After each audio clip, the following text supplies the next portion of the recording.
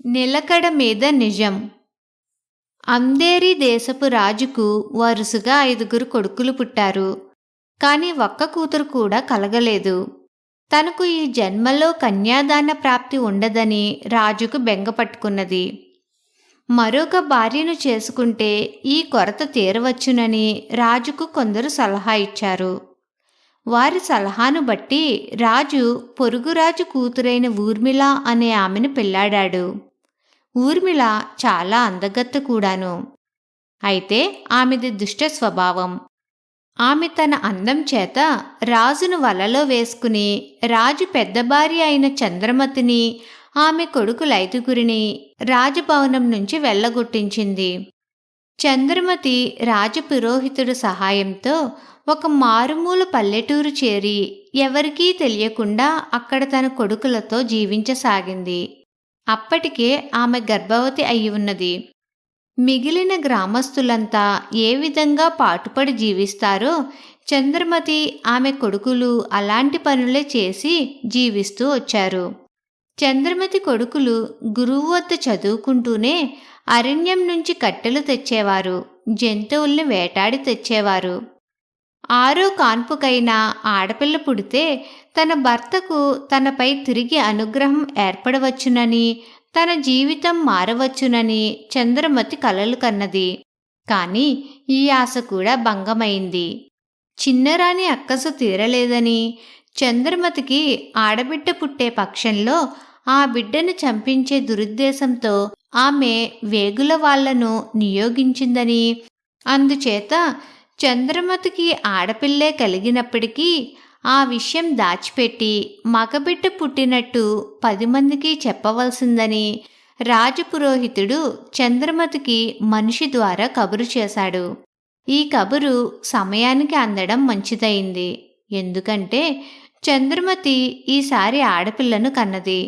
కాని తనకు పుట్టినది మగబిడ్డేనని గ్రామమంతటా ఆమె ప్రచారం చేసింది. ఈ వార్త వేగుల వాళ్ల ద్వారా ఊర్మిళకు చేరింది. ఆమె మనస్సు కుదుటపడింది. చంద్రమతి ఆడపిల్లను కన్న కొంతకాలానికి ఊర్మిళ కూడా ప్రసవించింది. మగపిల్లవాడు పుట్టాడు. ఈ భార్యకైనా ఆడపిల్ల పుడుతుందని ఎంతో ఆశపడిన రాజుకు ఆశాభంగమైంది. ఊర్మిళకు పుట్టిన కొడుకు జయంతుడని పేరు పెట్టుకున్నారు. వాడు పెరిగి పెద్దవాడయ్యాడు. 15 ఏళ్ల వాడై ఉండగా జయంతుడు సపరివారంగా వేటకు బయలుదేరాడు. కొంతసేపు అరణ్యంలో తిరిగిన మీదట అతనికి ఆకలి, దప్పి కలిగాయి. వాటి బాధకు తట్టుకోలేక జయంతుడొక చెట్టు నుంచి పండు కోసి తిని అది విషఫలం కావడం చేత వెంటనే స్పృహ తప్పి పడిపోయాడు. ఆ సమయంలో అరణ్యానికి కట్టెల కోసం వచ్చిన అతని అన్నలైదుగురు అతన్ని చూసి తమ ఇంటికి చేర్చి వాంతి చేయించి తాగటానికి పాలిచ్చి అతన్ని కాపాడారు. తిరిగి కోలుకున్నాక జయంతుడు తన్ను కాపాడిన 5 అన్నదమ్ములను, వారి తల్లిని, వారి చెల్లెల్ని చూసి ఎంతో ముచ్చటపడ్డాడు. వాళ్ళు చేసిన ఉపకారానికి కృతజ్ఞత తెలుపుకుని తానెవరో వారికి తెలియపరిచాడు. అతను తన సవతి కొడుకేనని తెలుసుకున్న చంద్రమతికి తన దుస్థితి జ్ఞాపకం వచ్చి కంట తడి పెట్టింది. అది చూసి జయంతుడు వాళ్లను గురించి ప్రశ్నలు వేశాడు. 16 ఏళ్ల క్రితం తన భర్త తన పిల్లలను ఈ గ్రామంలో వదిలి ఎటో వెళ్ళిపోయాడని, తాను అష్ట కష్టాలు పడి పిల్లల్ని ఎలాగో పెంచుకున్నానని ఆమె అన్నది. ఆమెకు 6వసారి పుట్టిన ఆడపిల్ల వరదాదేవి చాలా కాలం మగపిల్లల బట్టలు ధరించి మగపిల్లవాడిలాగే తిరిగింది. కాని ఆమె ఎదిగి వస్తుండడం చూసి తమను లోకమే మర్చిపోయిందని రూఢీ చేసుకుని చంద్రమతి తన కూతురికి అమ్మాయి దుస్తులు వేయడం ఆరంభించింది. జయంతుడు చంద్రమతి పరిస్థితి చూసి జాలిపడి, అమ్మా, నేను మా ఊరు వెళ్ళగానే నీ కొడుకులందరికీ కొలువు ఏర్పాటు చేయించి పిలిపిస్తాను. మీ అందరూ వచ్చి రాజధాని నగరంలో సుఖంగా ఉండవచ్చు అన్నాడు. వద్దులే నాయనా, ఇక్కడే మాకు సుఖంగానూ స్వేచ్ఛగానూ ఉన్నది అని చంద్రమతి అన్నది. జయంతుడి ఇంటికి తిరిగి వెళ్తూనే తన తల్లితో జరిగిందంతా చెప్పాడు. చంద్రమతిని, ఆమె కొడుకులను, కూతురిని వర్ణించాడు.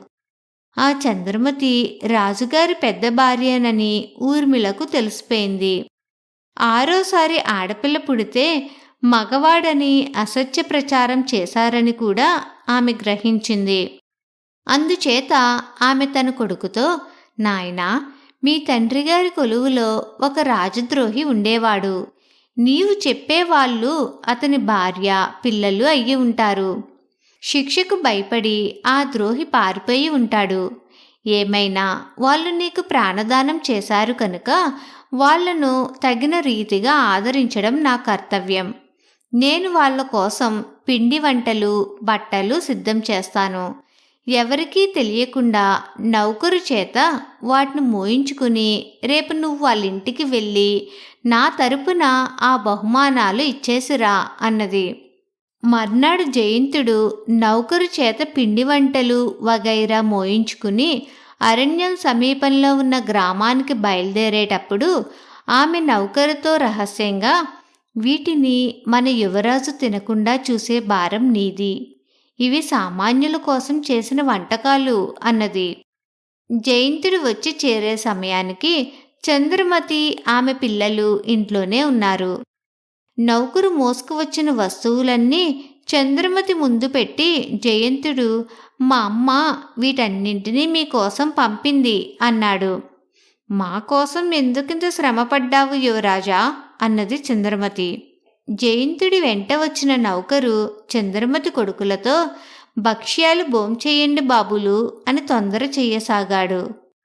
చంద్రమతి వాడితో, మా పిల్లలు ఎప్పుడు పడితే అప్పుడు ఏది పడితే అది తినరు నాయనా. సమయం చూసి నేను వాటిని అందరికీ పెడతానులే అని వాడు తెచ్చిన వస్తువుల్ని లోపలికి తీసుకుపోయింది. వాడు తెచ్చిన పిండి వంటలలో కొంచెం కొంచెం తీసి కాకులకు వేసింది. ఆమె ఇలా ఎప్పుడూ జాగ్రత్త పడుతూనే వచ్చింది. కానీ ఈసారి మాత్రమే కాకులు ఆమె వేసిన భక్ష్యాలు తుంపులు తిని గిలగలా కొట్టుకు చచ్చాయి. కాకుల గొడవ విని జయంతుడు దొడ్లోకి వెళ్ళి చచ్చిపోతున్న కాకుల్ని చూసి, ఏమిటిది అన్నాడు. ఇది నీకు సుఖం కలిగించే విషయం కాదు నాయనా. నువ్వు అమాయకుడివి, నిర్దోషివి. కానీ ఈ భక్ష్యాలు మేము తినటానికి యోగ్యమైనవి కావు అన్నది చంద్రమతి అతడితో. ఏ కారణం చేతనో కాని తన తల్లి ఈ కుటుంబానికి విషం కలిపిన భక్ష్యాలు పంపింది. ఆ సంగతి నౌకరుకు కూడా తెలిసి ఉండాలి. అందుకే వాడు వాటిని తినమని చంద్రమతి పిల్లల్ని తొందర చేశాడు. ఆ నౌకరు చెయ్యి పట్టుకుని జయంతుడు, ఒరే, ఈ భక్ష్యాలలో విషం ఉన్నదని నీకు తెలుసా అని అడిగాడు. నౌకరు తనకు తెలియదన్నాడు. అయితే నేను వీటిని తింటాను అన్నాడు జయంతుడు. రాణిగారు వీటిని మిమ్మల్ని తిననివ్వవద్దని మరీ చెప్పారు అన్నాడు నౌకరు లబలబలాడుతూ. అంటే తన తల్లికి ఈ కుటుంబం పైన ఏదో పగ ఉన్నదన్నమాట. ఆ పగకు కారణమేమై ఉంటుంది? వీళ్ళు రాజద్రోహి కుటుంబమైనంత మాత్రాన తన తల్లి వీరు చావు కోరదు. ఇందుకింకేదో బలమైన కారణం ఉంటుంది. తన తండ్రికి మొదటి భార్య ఉండేదని, ఆమెను పిల్లలతో సహా తన తండ్రి వెళ్ళగొట్టాడని జయంతుడెప్పుడో ఒకసారి విన్నాడు. వాళ్ళే వీళ్ళై ఉంటారా? ఇదేదో అంతు తేల్చుకోవాలనుకుని జయంతుడు నౌకరుతో, నేనింటికి రాను, ఇక్కడే ఉంటానని, వీళ్లతో పాటు నేను కూడా ఈ భక్ష్యాలు తింటానని మా అమ్మతో చెప్పు అన్నాడు. అతను నౌకరు చూస్తుండగానే ఒక భక్ష్యం తీసుకుని దొడ్డికేసి వెళ్ళి అక్కడి నుంచి ఒక చావు కేక పెట్టాడు. నౌకరు పరిగెత్తుకుంటూ ఊర్మిళ వద్దకు వెళ్ళి, యువరాజు గారు మీరు పంపిన పిండి వంటలు తినేసి కెవ్వున కేక పెట్టేసి పడిపోయారు అన్నాడు. ఊర్మిళ గుండెలు బాదుకుంటూ, పెద్దరాణి నా కొడుక్కు విషం పెట్టిందర్రోయ్ అని ఆక్రోశించింది. రాజు ఊర్మిళను, నౌకరును, ఇతర పరివారాన్ని వెంటబెట్టుకుని చంద్రమతి ఉండే ఇంటికి వచ్చాడు. ఊర్మిళ చంద్రమతిని చూస్తూనే, నా కొడుకును చంపి పగ తీర్చుకున్నావా రాక్షసి అన్నది. జయంతుడు బయటికి వస్తూ, ఏ పగ తీర్చుకునేటందుకు గాను నీవు వీరందరికీ విషం పెట్టి చంపయత్నించావో అది చెప్పు ముందు అమ్మా అన్నాడు. త్వరలోనే రాజుకు పరిస్థితి అంతా అర్థమైంది. తన భార్యను, కొడుకులను ఇంతకాలం అడవుల పాలు చేసినందుకు ఆయన ఎంతో పశ్చాత్తాపపడ్డాడు. లేక లేక తనకు కూతురు పుడితే ఆమె తన కళ్ళ ఎదుట పెరిగి పెద్దది కావటానికి కూడా నోచుకోనందుకు ఆయన చాలా నొచ్చుకున్నాడు. రాజు చంద్రమతిని, పిల్లలను తన వెంట తీసుకుపోయాడు. ఊర్మిళను చెరలో వేయించాడు. తన పెద్ద కొడుకును యువరాజును చేశాడు. తన కుమార్తెకు తగిన వరుణ్ణి సంపాదించి కన్యాదానం చేసి తన చిరకాల వాంఛను తీర్చుకున్నాడు. రాకుమారులందరూ కలిసిమెలిసి సంతోషంగా జీవించారు. కథ సమాప్తం.